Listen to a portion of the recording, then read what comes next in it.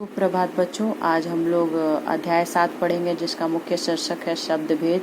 शब्दभेद में बताया गया है कि पर्यायवाची शब्द किसे कहते हैं, एकार्थक शब्द किसे कहते हैं, अनेकार्थक शब्द किसे कहते हैं।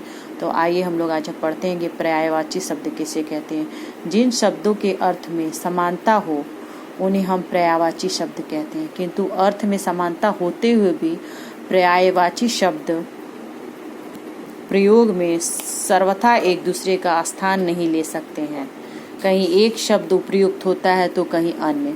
प्रत्येक शब्द का प्रयोग विषय और संदर्भ के अनुसार ही करना उचित होता है। उदाहरण के लिए पितरों का तर्पण जल से किया जाना उचित होता है, लेकिन पानी से नहीं। भाव यह है कि शब्द कहीं पूर्ण पर्यायवाची होते हैं तो कहीं आंशिक होते हैं।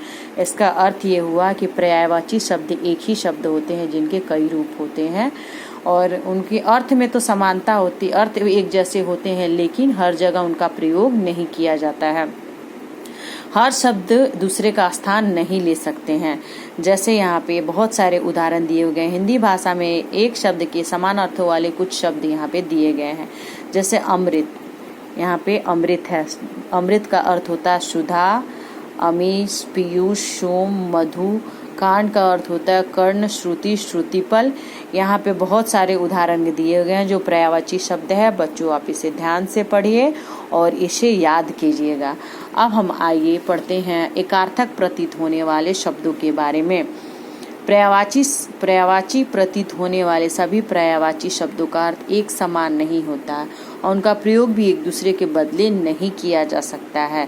जैसे छाया और परछाई एक दूसरे के पर्यायवाची तो हैं, परंतु छाया के स्थान पर परछाई का प्रयोग नहीं हो सकता है और प्रयोग करना भी उचित नहीं है। इसी प्रकार अधिकांश पर्यायवाची शब्द एकार्थक न होकर मिलते जुलते अर्थ वाले बताए जाते हैं, यानी एक अर्थ जिनके नहीं होते हैं वो पर्यायवाची शब्द कहलाते हैं। जिनके एकार्थक का अर्थ होता है अधिकांश पर्यायवाची शब्द एकार्थक न होकर मिलते जुलते शब्द वाले प्रतीत हो, यानी एक दूसरे से मिलते जुलते हैं, वैसे शब्द को हम एकार्थी शब्द कहते हैं। यहाँ भी इसके बारे में बहुत सारे उदाहरण दिए गए हैं। जैसे अवस्था, जीवन का एक भाग, और दशा और हालत। इस सब को हम अलग अलग सबका प्रयोग कर सकते हैं। हम एक ही जैसे पर्यायवाची शब्द अधिक अलग प्रतीत होने वाले सभी शब्दों का अर्थ एक समान नहीं होता है। उसी प्रकार हम सब जगह एक शब्द का प्रयोग नहीं कर सकते हैं। इसके बारे में और भी बहुत सारे उदाहरण दिए गए हैं। बच्चों, अब आगे हम पढ़ते हैं अनेकार्थी शब्द के बारे में। प्रयोग के अनुसार विभिन्न परिस्थितियों में भिन्न भिन्न अर्थ देने वाले अनेकार्थी शब्द कहलाते हैं। यानी कि प्रयोग के अनुसार विभिन्न परिस्थितियों में जैसे जैसे अलग अलग परिस्थितियां होती हैं वैसे वैसे भिन्न अर्थ होते हैं, उन्हें हम अनेकार्थी शब्द कहते हैं। एक अर्थ के अनेक शब्द होते हैं। जैसे फल का मतलब परिणाम, पेड़ का फल, भाले की नोक। ये प्रयोग अलग अलग एक अर्थ के कई शब्द अर्थ निकलते हैं। बच्चों की मेहनत का फल मिल गया। ताजे फल स्वास्थ्य और के लिए वर्धक होते हैं। इन भाले का फल बहुत नुकीला है। इसके बारे में उदाहरण में दिया गया। अक्षर का अर्थ होता है नष्ट न होने वाला।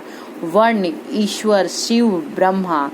अंबर का अर्थ होता आकाश, वस्त्र, कपास। इस तरह यहाँ पे बहुत सारे उदाहरण दिए गए हैं। आगे हम पढ़ते हैं अनेक शब्दों, वाक्यांशों के लिए एक शब्द।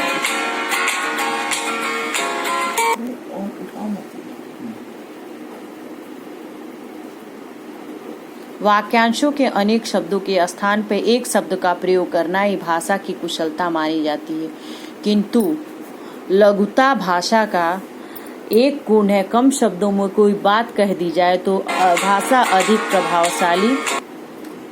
अधिक प्रभावकारी हो जाती है। जैसे अंतरिक्ष, धरती और आकाश के बीच का स्थान। गगनचुंबी, आकाश को चूमने वाला। पुस्तकालय, जहाँ पढ़ने के लिए पुस्तकें लिखी जाती, यानी जहाँ वाक्यांशों के लिए अनेक शब्दों के स्थान पे एक शब्द का प्रयोग किया जाता है। भाषा की कुशलता वहाँ पर मानी जाती है। यानी बहुत सारे शब्दों के लिए एक स्थान का प्रयोग, एक शब्द का प्रयोग किया जाता है, उसे हम क्या कहते हैं, अनेक शब्दों यानी वाक्यांश उसको कहते हैं। जैसे कि यहाँ पे बहुत सारे बच्चों उदाहरण दिया गया है। अंडे से जन्म लेने वाला अंडज कहलाता है, जिसके पार देखा जा सके वो पारदर्शी कहलाता है। इसलिए ये जो सत्य वाक्यांश के लिए जो एक वाक्य होता है उसके लिए एक छोटा सा शब्द बनाया जाता है, जिसे हम अनेकों शब्द, उसे हम क्या कहते हैं, प्रयोग करना उसकी बहुत ही कुशलता उसका माना जाता है।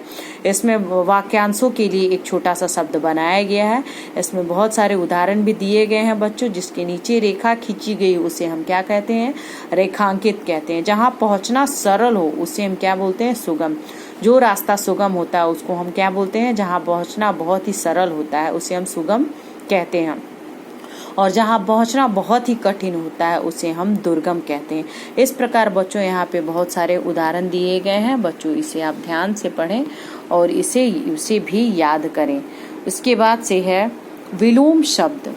विलोम शब्द है किसी शब्द का विपरीत या उल्टा अर्थ देने वाले शब्द को हम विलोम या विपरीतार्थक या विरुद्धार्थी शब्द कहते हैं। जैसे स्वस्थ का अस्वस्थ, सबल का निर्मल, राजा का रंग, यानी ये बिल्कुल उल्टे शब्द होते हैं, जिन्हें हम विलोम या विपरीतार्थक शब्द भी कहते हैं। इस पंक्ति को पढ़ो। हानि लाभ, जीवन मरण, यश अपयश, विधि हाथ, यानी हानि का विलोम लाभ, जीवन का विलोम मरण और यश का विलोम अपयश होता है। इसमें यानी कोई भी शब्द होता है, जैसे राजा करेंगे, यहाँ बहुत सारे विलोम शब्द दिए गए हैं। बच्चों आप इसे ध्यान से देखें और पढ़ें। मैं यह अध्याय यहीं समाप्त करती हूँ। धन्यवाद।